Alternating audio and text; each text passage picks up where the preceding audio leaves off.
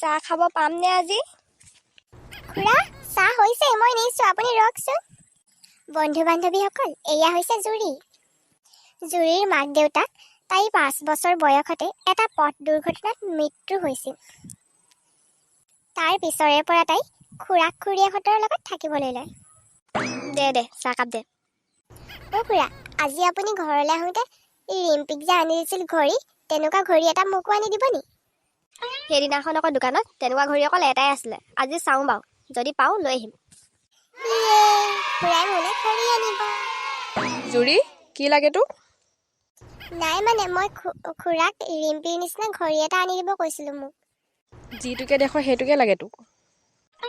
এজনী ছোৱালীকে লাগে বুলি কোৱাটো দিব পৰা নাই, ভালকৈ পিন্ধাব পৰা নাই, তোক ক'ৰ পৰা দিওঁ ইমান? মনে মনে থাকা তুমি। জুৰিক নিজৰ ছোৱালী বুলি ভাবিব নোৱাৰিলে। জুৰি মোৰ ছোৱালী হয়নে নহয় চবেই জানে। ভতিজাকক মৰম দি একে মূৰৰ ওপৰত উঠাই লওক। আজি ঘড়ী বিচাৰিছে, কাইলৈ আৰু কিবা এটা বিচাৰক, দি থাকক ইটোৰ পিছত সিটো। নিজৰ ছোৱালীজনীক সেনেকৈ দিব পাৰে নহয়। অত দিন হ'ল কাপোৰ এযোৰ দিব পৰা নাই মোক। কি দিব লাগে তোমালোকক আৰু? যি লাগে নিজে কিনি লোৱা। তাইকতো এবাৰ পূজাতো একো এটা কিনি দিয়া নহ'ল, মাত্ৰ তাইক ঘড়ী এটা বিচাৰিছে, সেইটো দিয়াটো ইমান আপত্তি তোমাৰ? যাওঁ তোমাৰ লগত আৰু মই তৰ্ক নকৰোঁ। এই মানুহটো যে একদম কথা বুজাব নোৱাৰি। নিজৰ যে এজনী ছোৱালী আছে একদম খবৰ নাই, তাইলৈ যে 2 টকামান গোটাব লাগে নাই। আমাৰ খুৰীয়ে যে মোক ইমান বেয়া পায়। মই মাত্ৰ আজি ঘড়ী এটাহে বিচাৰিছিলোঁ, ইমান বেয়াকৈ ক'লেও। মোৰনো মা দেউতাই ইমান সোনকালে মোক কিয় এৰি থৈ গ'ল? ৰিম্পিক যে মাক দেউতাক থকাৰ কাৰণে তাই ইমান ভালকৈ আছে, ইমান সুখত আছে। মোৰো যদি মা দেউতা থকাহেঁতেন মই এনেকুৱা দিন কেতিয়াও দেখিব লগা নহ'লহেঁতেন। খুৰীক যে মোৰ কথা ক'বলৈও ভয় লাগে, আৰু খুৰীৰ আগত মোৰ ৰিম্পিক কিবা ক'বলৈও ভয় লাগে। হে ভগৱান, মোৰ মা দেউতাক ইমান সোনকালে কিয় লৈ গ'লা? জুৰি, তোক মই ইমান বিচাৰি ফুৰিছোঁ আৰু তই আহি ভিতৰত সোমাই আছ। কি কৰিছ ইয়াত? ৰিম্পি, মই এনেই বহি আছিলোঁ। সেইদিনাখন তোক যে ঘড়ীটো দেখুৱাইছিলোঁ, মই আৰু এটা বস্তু আনিছিলোঁ নহয়, তোক সেইদিনাহি নেদেখুৱালৈ। আজি দেখুৱাম ৰ। চাওঁ কি বস্তু। তই কেনেকুৱা লাগিছে কবি দেই। আৰু এটা কথা আকৌ, তই আমাৰ মাক নকবি, আমাৰ মায়ে তোক দেখুৱাব কোৱা নাছিলে।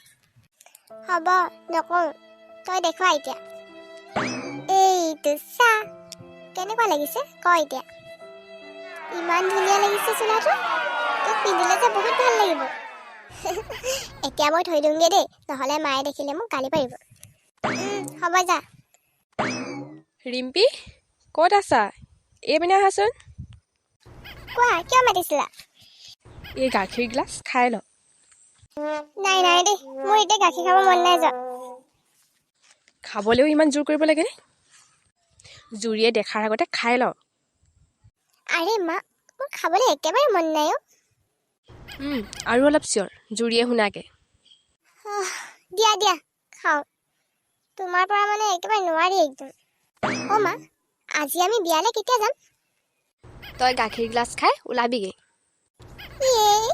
মই জুৰিক এতিয়াই কওঁগে তাইক ওলাবলৈ। হয়নে? জুৰি গ'লে ঘৰত কোন থাকিব? জুৰি কি আমাৰ লগত নাযাব নি? তাই ঘৰত অকলে থাকিব নি? আইঅ' মোৰ সোণজনী, জুৰি এতিয়া সৰু হৈ থকা নাই নহয়, তাই পাৰিব অকলে থাকিবলৈ। ঘৰত ইমান কাম আছে, আৰু ঘৰটো এনেকৈ মানুহ দুনুহ নোহোৱাকৈ এৰি থৈ যাব নোৱাৰি নহয়, তাই ঘৰত থাকিব। তুমি যোৱা, এতিয়া ওলোৱাগৈ। তোমালোকৰ ওলাই হৈছেনে? হৈছে যদি আহা, দেৰি হৈছে নহয়। মোৰ হ'ল। দেউতা, মোক কেনেকুৱা লাগিছে কোৱাচোন? বৰ ধুনীয়া লাগিছে বৰ ধুনীয়া লাগিছে, একদম পৰীৰ নিচিনা লাগিছে। পাপা কি পৰী। হ'ল মোৰো হ'ল, ব'লক এতিয়া। কেলে, জুৰি অহা নাই যে?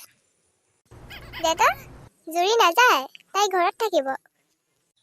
তাইক আমাৰ লগতে ওলাবলৈ কিয় নক'লা? বেচেৰি ঘৰত অকলে থাকিব। তাইক যেনিবা লৈয়ে যাওঁ, ঘৰখন এনেকৈ এৰি থৈ যাব পাৰি জানো? নহ'লে তাইয়ে যাওক, মই নাযাওঁ, মই ঘৰতে থাকোঁ। ঘৰত তলা লগাই থৈ গ'লেই হ'ল। ঘৰবালৈ যোৱাও এতিয়া শান্তি নহয়। খুৰা, মোৰ কাৰণে আপুনি চিন্তা কৰিব নালাগে, মই অকলে থাকিব পাৰিম নহয়। আৰু আপোনালোকে যাওক, মোৰ এনেও বিয়া খাবলৈ যাবলৈ মন নাই। তোৰ মন নাই যদি ঘৰতে থাক, নহ'লে আমি যাওঁ দে। জুৰি, বাই বাই। বিয়ালৈ যে পিন্ধি যাবলৈ মোৰ ওচৰত ভাল চোলাই নাই। ৰিম্পীৰ চোলাটো ইমান ধুনীয়া লাগিছে, তেনেকুৱা চোলা এটা যদি ময়ো পিন্ধিব পাৰিলোহেঁতেন।